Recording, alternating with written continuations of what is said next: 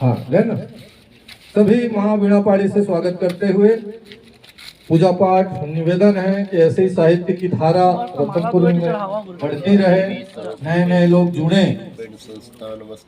या कुंदे तु तुषार हार धवला, या शुभ्र वस्त्रावृता, या वीणा वरदंड मंडित करा, या श्वेत पद्मासना, या ब्रह्माच्युत शंकर प्रभृतिभिर देवहि सदा वंदिता, श्यामा मातु सरस्वती भगवती निःशेष जाढ्यापहा।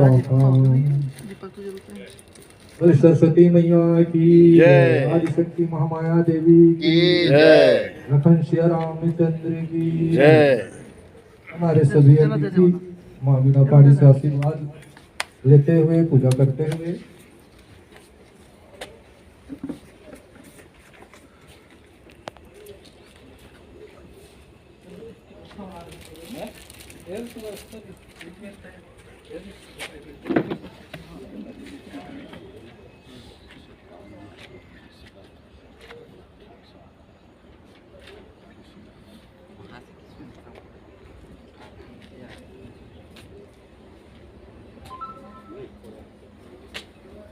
और यह आयोजन आदरणीय श्री रामेश्वर सांडिल जी के निवास में हो रहा है। ये और अच्छी बात है कि भाई साहित्य घर में तो है, सभी हम चल के रतनपुर से, बिलासपुर से, कोटा से सभी यहाँ आए हैं।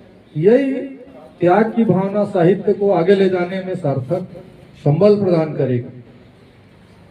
और नए नए हमारे रचनाकार आएंगे, वो आगे बढ़ेंगे। कार्यक्रम को पूजा महावीणा पाड़ी की पूजा पाठ के बाद हम अतिथियों के स्वागत के लिए सादर आमंत्रित करते हैं। आज के प्रमुख अभ्यागत डॉक्टर राघवेंद्र दुबे जी बिलासपुर से पधारे हैं, प्रांताध्यक्ष तुलसी साहित्य समिति छत्तीसगढ़, और भी समन्वय के भी अध्यक्ष हैं। लगातार सभी साहित्यिक मंचों से जुड़े हैं, जो भी एक फोन में सादर आमंत्रित रहते हैं, कोई भी मार्गदर्शन के लिए तैयार रहते हैं, खुद आकर अपने यहाँ वहाँ जाने पर भी तुरंत मिलते हैं। मैं उन्हें प्रणाम करता हूँ, स्वागत करता हूँ, अभिनंदन करता हूँ। श्री सांडिल जी से अनुरोध है कि आए और हमारे प्रमुख अभ्यागत का स्वागत करने का कष्ट।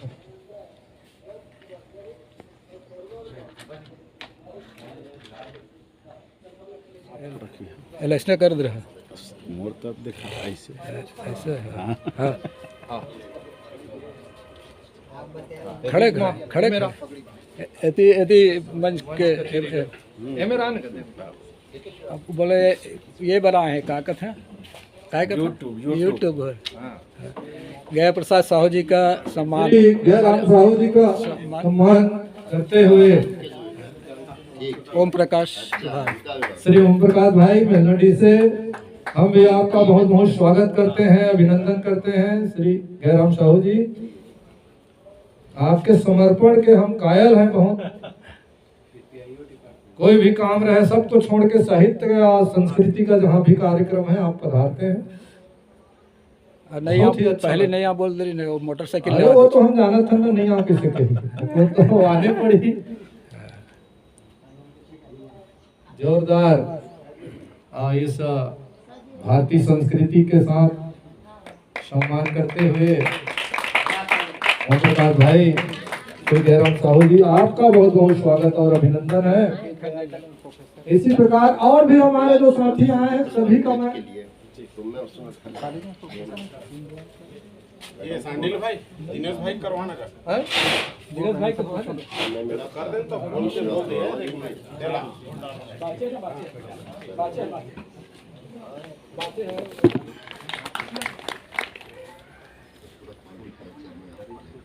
आज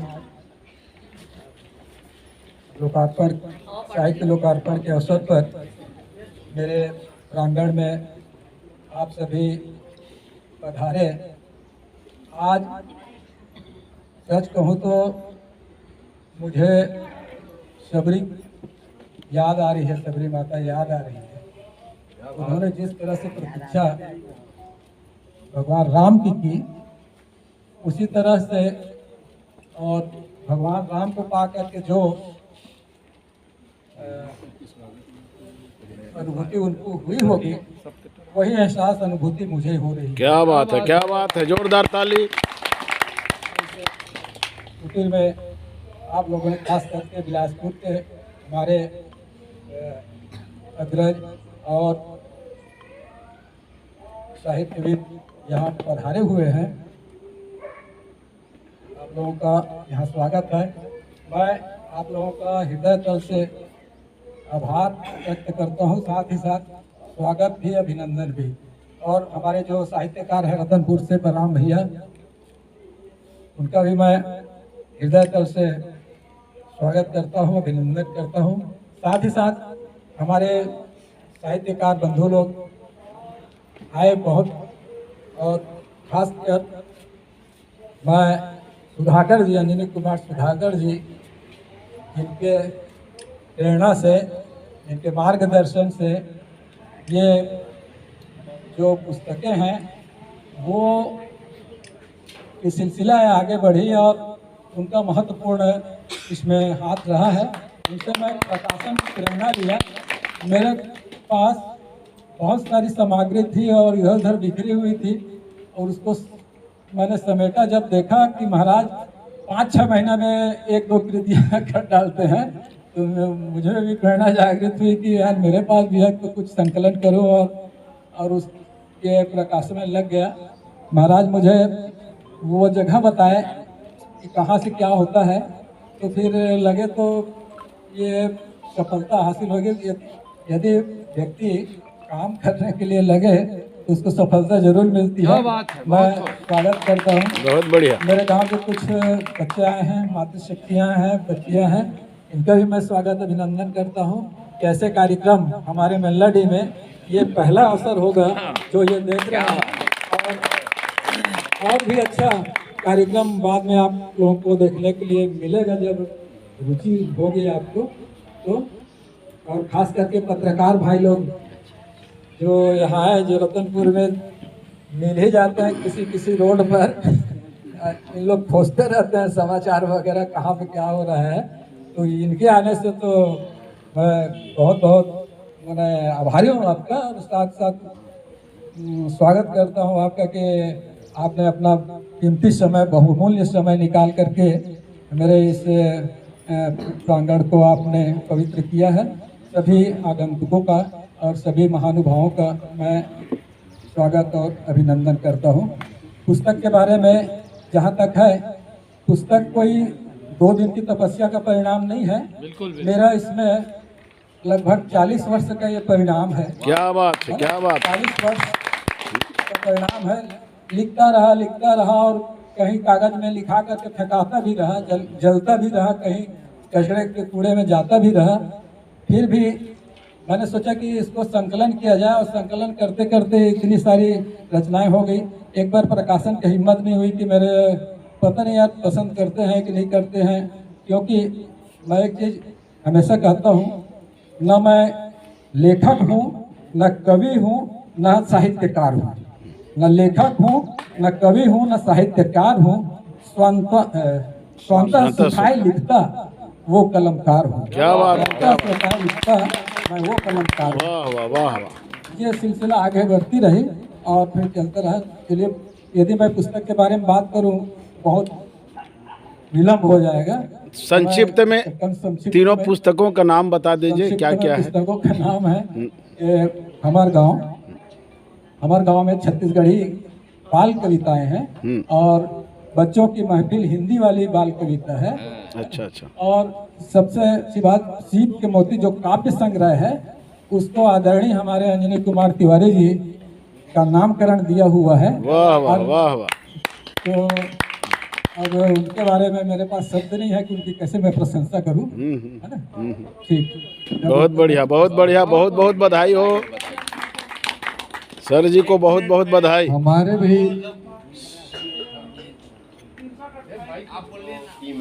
बच्चों की महफिल, ताली बजा के स्वागत करें। जोरदार ताली, स्वागत। पकड़ लें। इसके बारे में मैं चंद लाइनें प्रस्तुत करता हूँ।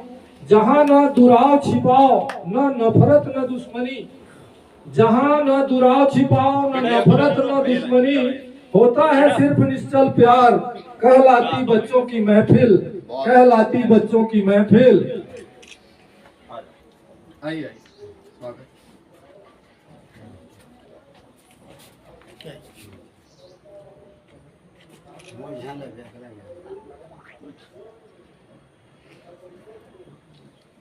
ताली बजा के स्वागत करें।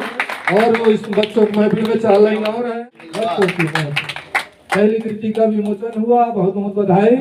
एक और उसकी दूसरी कृति का विमोचन होने जा रहा है।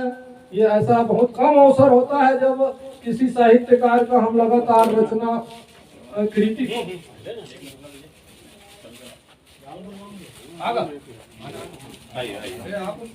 खास साथी है अंडिल जी के। दूसरी कृति का विमोचन होने जा रहा है जिनका नाम है सीप के मोती। अंजनी जी ने नाम दिया। हाँ, हमारे आदरणीय श्री तिवारी जी ने यह नाम दिया है। हमारे अतिथि एक साथ लेते हुए और इनके बारे में चंद लाइनें प्रस्तुत है, मजा भी लेते रहे। कठिन मेहनत आसमां पहुंचाता,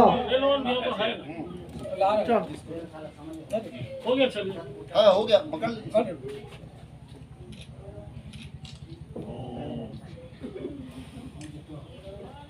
बहुत बहुत बधाई सांडिल जी को। विमोचन सीप के मोती के बारे में चंद लाइनें प्रस्तुत करता हूँ, तब तक और तीसरी कृति का विमोचन होगा।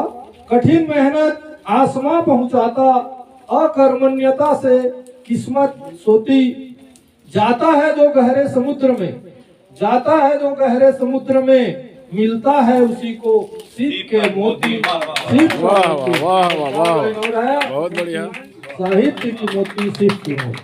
और ये तीसरी कृति का विमोचन होने जा रहा है हमारे गाँव।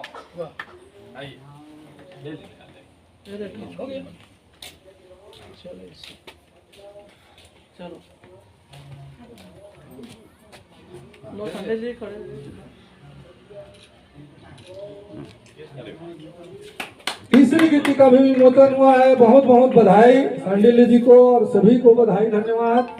हमारे गांव के बारे में भी चंद लाइनें आप आनंद लेते रहें। तीनों पकड़ लीजिए सर। ऐसे हाँ, आ जा। तीन हो गए।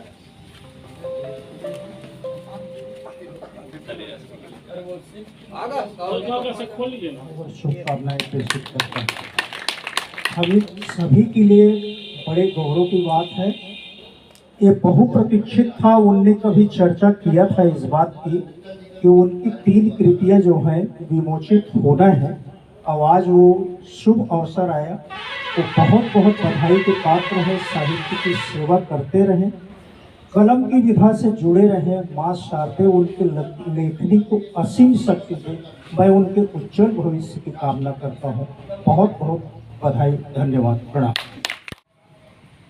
मुख्य ग्रुप में डॉक्टर राजेंद्र दुबे जी अध्यक्षता कर रहे हैं। हमारे राजीव झा साहू जी, आदरणीय शर्मा जी, आदरणीय चारण जी, आदरणीय तिवारी जी, और सामने बैठे सुधी पाठक, श्रोतागण, साहित्यकार, पत्रकारगण तथा ग्राम मेलना जी के सभी सम्मानीय नागरिक बंधुवर, माताओं, बहनों, आज का यह जो अवसर है बहुत ही सुंदर अवसर है।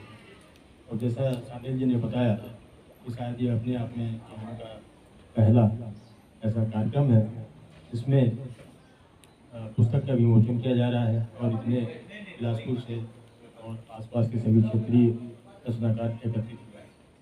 क्योंकि आज के कार्यक्रम का महत्व सांडिल जी की 3 कृतियों से है और जिनका बहुत ही सुंदर ढंग से विमोचन हुआ है, तो मैं उनके रचनाओं पर ही थोड़ा सा ध्यान केंद्रित करना चाहूँगा कि इनके जो सीप के मोती हैं इसके बारे में इसकी जो भूमिका है मैं आपको बहुत तेज़ी से पढ़ता हूँ, आप लोग जरा ध्यान सुनिए। जी स्वागत।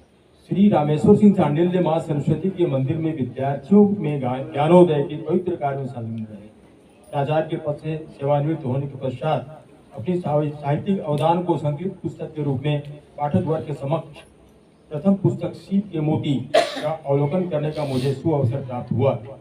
पुस्तक की अधिकांश रचनाएं मनहरण घनाक्षर छंद में हैं, जो काव्य अनुशासन के साथ सौंदर्य बोध के ध्वनि प्रभाव से पाठक के मानस पटल पर प्रतिध्वनित कर नवल वैचारिक दिशा देने में सक्षम है। घनाक्षरी एक वाणिज्य छंद है, इसे कवित्व भी कहा जाता है। हिंदी साहित्य में घनाक्षरी छंद के प्रथम दर्शन भक्ति काल में होते हैं। घनाक्षरी छंद में ओजपूर्ण भावों को उत्तम प्रस्तुति की जा सकती है। घनाक्षरी है क्या? घनाक्षरी एक वाणिज्य छंद है जिसके 4 पद होते हैं। प्रत्येक पद में 4 चरण होते हैं। पहले 3 चरण में 8-8 वर्ण और चौथे चरण में 7 या 8 या 9 वर्ण होते हैं। अंतिम चरण में वर्णों की संख्या के आधार पर घनाक्षरी के प्रकार का निर्माण होता है। तो इसमें घनाक्षरी की विस्तृत जानकारी शहर कहे अंबाला छत्तीसगढ़िया सबले बढ़िया यहाँ रहते रे दिल बाला। क्या बात है, क्या बात है। बने लगी ताली बजा, बंदिश नहीं थे। छन कही बेमोल लेड़ जुआ। पंजाबी, पंजाब के ला पंजाबी, महाराष्ट्र के ला मराठी, इनका सुने कहीं बड़ा आनंद लगता। लेकिन अगर छत्तीसगढ़ के निवासी का छत्तीसगढ़िया ऐसे कह देवे तो मारे कस लगता, वो अनुभूति नहीं होगा, अच्छा लगना चाहिए। छन कह बे मोला लेड़ जुआ अलबेला रंग रेजवाला हरिया दूलरुआ मोला कई थे रे छत्तीसगढ़िया। हमोला कई थे रे छत्तीसगढ़िया। तो भाव कैसे होती छत्तीसगढ़िया मन की? हितवा पैरी बर कालियो बने माँ गवैया बिगड़े माँ पैकालियो। छत्तीसगढ़िया बहुत सिधवा होती और बिगाड़ते तो पैकाल तेंदू के लाठी पकड़ के फिर हितवा बैरी बर कालियो बने माँ गवैया बिगड़े माँ बैकालियो। दुखिया मोर संगी गरीब के मिटाने आओ भूया महतारी नंगरिहा किसाने। छन कही बे मोलाड़ भोकवा अलबेला रंग रेजवाला हरिया दूलरुआ मोला कई थे रे छत्तीसगढ़िया। वाह वाह वाह वाह। मोला कई थे रे छत्तीसगढ़िया। 4 पंक्ति है ठुकाओ कोठी है ना भाई, कोठी और मोटरी सब जाना। अब वो नहीं बताता हूँ। पहले थी मैं राजधानी अब हूँ मैं एक गांव। पहले थी राजधानी अब हूँ मैं एक गांव। मुझे याद नहीं रहे कविता भाई, बिना देखे बिना नहीं पढ़ सकता। बाबू जी टाइप के पूरा याद होगा, कंठस्थ नहीं होगा। पहले थी मैं राजधानी अब हूँ एक गांव। पहले मेरे से थी जिनकी पहचान। जैसा आपको बताया मैं, पहले रतनपुर बिलासपुर बोलते ना, बिलासपुर रतनपुर बोलते। पहले मेरे से थी जिसकी पहचान, आज उनसे है मेरी पहचान। अब तो मेरे अतीत की यादें भी खंडहर हो गई। अब तो मेरे अतीत की यादें भी खंडहर हो गई। उनकी बात इतिहास बनकर रह गई। उनकी बात इतिहास बनकर रह गई। ऐ मेरे लालों इतना तो करो, राजधानी ना सही एक नगर तो बना दो। सभ्यता एवं संस्कृति की जननी की लाज तो बता दो। सभ्यता संस्कृति की जननी की लाज को बता दो। मैं जीवन में भर देना जगत जननी महामाया। कृपा जीवन में भर देना विधि ने जो कमी रखी कमी पूरी तू कर देना।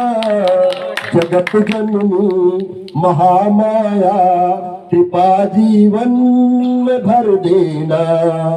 विधि ने जो कमी रखी कमी पूरी तू कर देना। और बलराम पांडे जी हम सब की आस महामाया पूरी करेंगी, मनोकामना वहाँ पूरी होती है।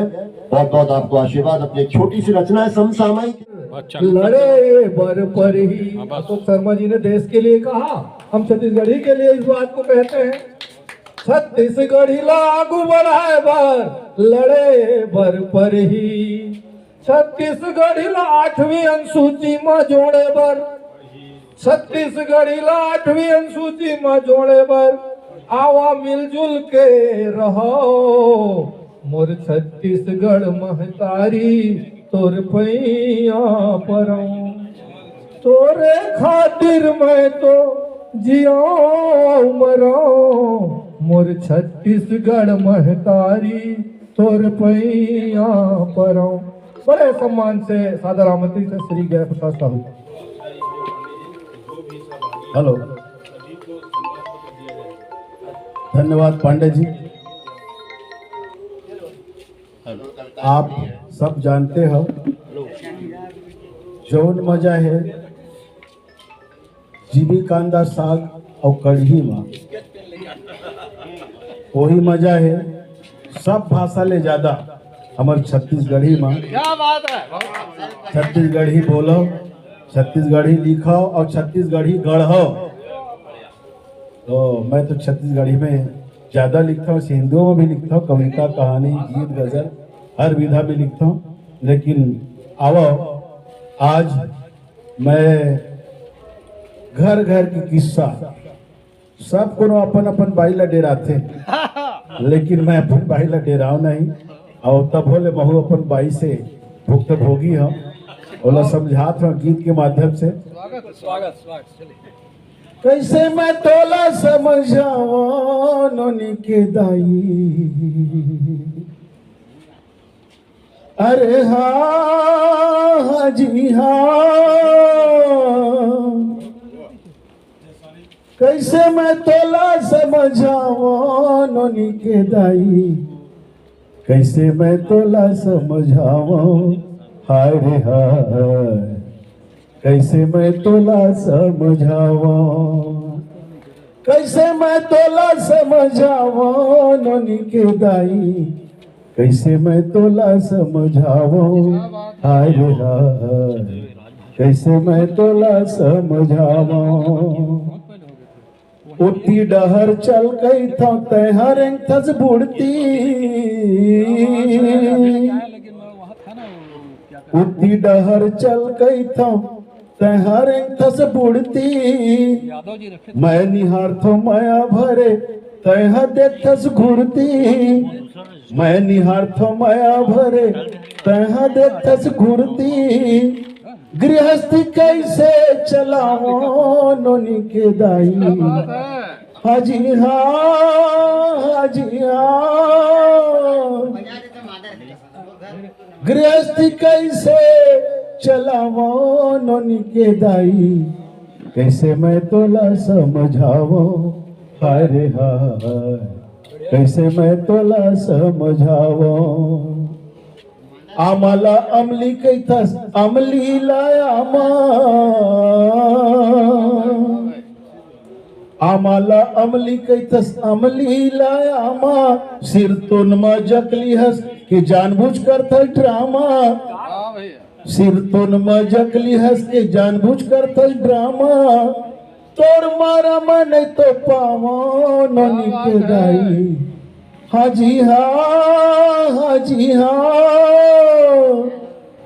तोर मारा मन तो पावो नोनी के दाई, कैसे मैं तोला समझाओ हाजी हाँ, कैसे मैं तोला समझाओ। गीत लंबा है लेकिन अंतिम बंदला सुना देना चाहता हूँ। उधरा मत तेल खोजे पानी में खोजे लेना, कुधरा में तेल खोजे पानी में खोजे लेना, कुधरा में तेल खोजे पानी में खोजे लेना। सांप छछुंदर गति हो गए, सांप छछुंदर गति हो गए जीवत भर भर ठेवना। सांप छछुंदर गति हो गए जियत भर भर ठेवना गया करम लाठ ठावन के दाई। हाँ जी हाँ गया करम लाठ ठावन के दाई। कैसे मैं तोला समझावा हाय रे हाय, कैसे मैं तोला समझावा, कैसे मैं तोला समझावा नोनी के दाई, कैसे मैं तोला समझावा। हाँ जी हाँ, कैसे मैं तोला समझावा हाय रे हाय, कैसे मैं तोला समझावा। आप लोगों को मैं बता देना चाहता हूँ, मोर यूट्यूब चैनल है कवि गया प्रसाद साहब, वहाँ अभी तक की 410 वीडियो अपलोड हो चुके हैं। आप सबसे निवेदन है, जो भी यूट्यूब चैनल चलाते हैं सर्च करो कवि गया प्रसाद साहू, उमा ये गाना हवे और ये बढ़िया संगीतबद्ध है, ओकर आनंद ले और निवेदन जरूर करूं कि मोर यूट्यूब चैनल सब्सक्राइब करो। धन्यवाद।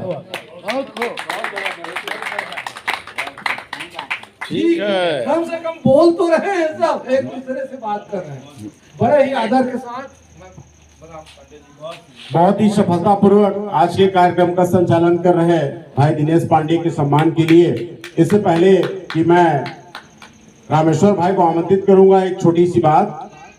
भीड़ बहुत है, राहगीर कम हो गए, भीड़ बहुत है, राहगीर कम हो गए, संभल के चलना आए मेरे राही, फूल भी बम हो गए। क्या बात है। आइए, आपको स्वागत है और मैं रामेश्वर भाई को आमंत्रित करना चाहूंगा कि आज के इस कार्यक्रम में 4 चांद लगाने वाले, एक चांद तो मेरे सर पे है, बाकी 3 चांद उधारी लेकर चलाने वाले दिनेश पांडे भाई को मैं आमंत्रित करना चाहूंगा मंच पे। और रामेश्वर भाई से मैं निवेदन करूंगा कि उनका पुष्पहार और शाल के साथ सम्मानित करें। साहित्य के प्रति आपका जो समर्पण है दिनेश भाई, वो अतुलनीय है। मेरे पास वो शब्द नहीं है कि आपने जो साहित्य की सेवा की है और साहित्य को आपने जो पूरे रतनपुर में जीवित रखने का आपने जो प्रयास किया है और कर रहे हैं, उसकी सराहना जितनी भी की जाए वो बहुत कम है। आपका एक शब्द मुझे बार बार एक प्रकार से ऊर्जा प्रदान करता है। पिछले हम लोग राधा माधव धाम में हम लोग की बैठक हुई थी राजभाषा आयोग दिवस के अवसर पर, तब आप उन्होंने एक बात कही थी कि मेरी इच्छा है भैया कि रोज रतनपुर के नाम पेपर में आवे साहित्य या कुछ भी कार्यक्रम के क्षेत्र। ये बहुत बड़ी बात है, इतनी बड़ी सोच जो अपने साथ रखता है।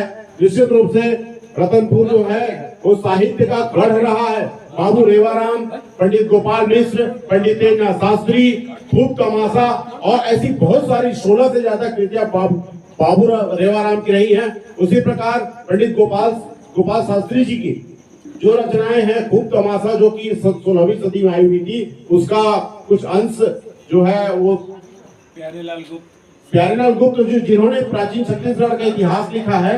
लेकिन गोपाल, पंडित तेजनाथ शास्त्री और बाबू रेवाराम ये हमारे कवि हैं जिन्होंने रतनपुर के संबंध में बहुत सारी रचनाएं लिखी हैं। तो आइए, समय अब ऐसा नहीं है, बहुत काफी विलंब हो चुका है।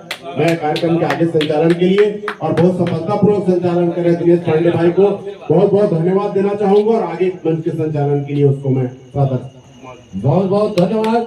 हमारे भैया बहुत ही रतनपुर में सफल मंच संचालक रहे हैं, चाहे मुख्यमंत्री का आगमन हो, मुख्यमंत्री का या कोई भी खेल का, सभी में आदरणीय भैया जी को बुलाते थे, उन्हीं से हम सीख रहे हैं। उनका आशीर्वाद मिल रहा है और जैसे जैसे ही लगता है कि समापन किया जाए, वैसे ही लगता है कि और कुछ सुना जाए। इस कार्यक्रम के जो आयोजक हैं आदरणीय श्री रामेश्वर सांडिल्य जी, उनको अगर हम न सुने एक आध रचना तो ये आज कसक रह जाएगी। इसलिए मैं उन्हें सादर आमंत्रित करता हूँ श्री सांडिल्य जी को कि पुनः एक बार अपनी एक रचना के साथ या आप जो भी चाहें। मैं स्वागत विधा से अलग एक कविता सुना रहा हूँ। स्वागत है। जो अभी आप समाचार में पढ़े होंगे कि रामानुजगंज से एक बड़ा उत्तर प्रदेश गए थे, तो वहाँ से वो लड़की सरकारी नौकरी नहीं कर, जबकि वो इंजीनियर था और प्राइवेट कंपनी में लगभग 1 1,18,000 की वेतन मिलता था उसको, लेकिन वहाँ जब बारात गई तो पता चला लड़की को कि वो सरकारी नौकरी वाला दूल्हा नहीं है। चाहती है ना। तो उसमें को दृष्टि रखते हुए मैंने एक रचना लिखी। स्वागत। और लड़कियां तो अजीब होती ही हैं। तो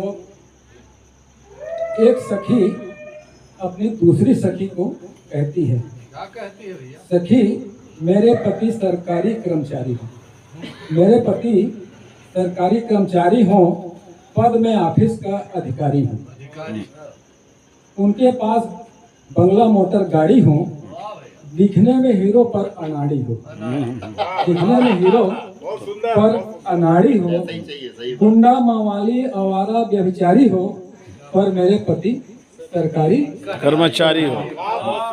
बढ़िया दूसरा बढ़िया दूसरी बढ़िया। जो सखी होती है उसको कैसे पति चाहिए कि दूसरा सखी कहती है कि हे सखी भ्रष्टाचार से धन कमाने वाला हो, भ्रष्टाचार से धन कमाने वाला हो, रूठ जाऊं तो मनाने वाला, खुलकर फरमाइश को पूरा करने वाला हो और जी जान लगाने वाला हो, चाहे दुष्ट पापी अहंकारी हो, पर मेरे पति सरकारी कर्मचारी हो। क्या बात, पति सरकारी कर्मचारी हो। तब तीसरी जो सखी होती है वो अपनी मन की व्यथा को कहती है कि हे सखी मेरे पति न ईमानदार हो पर वह मालदार हो, मेरे पति न ईमानदार हो पर वह मालदार हो, उसके ऊपर माँ बाप का भार न हो, उसके ऊपर माँ बाप का भार न हो, भले ही वो सट्टेबाज जुआरी हो, भले ही वो सट्टेबाज जुआरी हो, पर मेरे पति सरकारी कर्मचारी हो। सरकारी कर्मचारी क्या हो। बात है ना। हाँ, लड़कियों का बहुत जबरदस्त फरमाइश है भाई। समाज कहाँ जा रहा है देख लीजिए, साहित्य वाले कुछ नहीं छोड़ते, इनको कुछ नहीं छुपा। चौथी सखी कहती है ये सखी नौकरी शुदा फरमाइश पूरा करते हैं, नौकरी शुदा फरमाइश पूरा करते हैं, समय पर पानी भी भरते हैं, समय पर पानी भी भरते हैं, वे काला कलूठा कुरूप हो, वे काला कलूठा कुरूप हो, मेरे हाथ के ताश के तुरूप हो, मेरे हाथ के ताश के तुरूप हो, वे नाटा दुबला पतला वजन में भारी हो, पर मेरे पति सरकारी कर्मचारी हो। बहुत बढ़िया। अंतिम सखी कहती है कि हे सखी मेरा मैं तो ऐसा पति चाहती हूँ, अंतिम है, मेरे पति राम जैसे वीर हो, मेरे पति राम जैसे वीर हो, विष्णु जैसे गंभीर हो, कृष्ण जैसे बुद्धिमान हो, ब्रह्मा जैसे विद्वान हो। अंतिम सखी ये कह रही है कि मेरे पति राम जैसे वीर हो, विष्णु जैसे गंभीर हो, कृष्ण जैसे बुद्धिमान हो, ब्रह्मा जैसे विद्वान हो, वे मानवता के पुजारी और मानवता के हितकारी और पुजारी हो। क्या बात है, क्या बात। भले वो कर्मचारी हो लेकिन मानवता के पुजारी हो। बहुत बढ़िया, बहुत बढ़िया, बहुत सुंदर रचना, बहुत सुंदर रचना। उत्कृष्ट रचनाएं हास्य के साथ आपने समाया है, बहुत बहुत बधाई। यही तो है 40 साल का जो साहित्य का साधना है, वो ये आपके रचना से हास्य के साथ कविता में आपने जुड़ा है। बहुत बहुत बधाई, शुभकामनाएं। और मैं बड़े ही आदर के साथ हमारे आदरणीय श्री कांसीराम साहू जी जो कार्यक्रम की अध्यक्षता कर रहे हैं, राष्ट्रपति पुरस्कृत हैं, इनकी कई रचनाएं प्रकाशित हो चुकी हैं, लगातार उनमें ताजगी भरी रहती है। उनको बड़े ही 2 लाइनों के साथ मैं सादर आमंत्रित कर रहा हूँ। जिंदगी में आह नहीं वाह होनी चाहिए, जिंदगी में आह नहीं वाह होनी चाहिए, हमें एक दूसरे की परवाह होनी चाहिए, हमें एक दूसरे की परवाह होनी चाहिए। बहुत बढ़िया। बहुत ही आदर से मैं सादर आमंत्रित करता हूँ श्री साहू जी।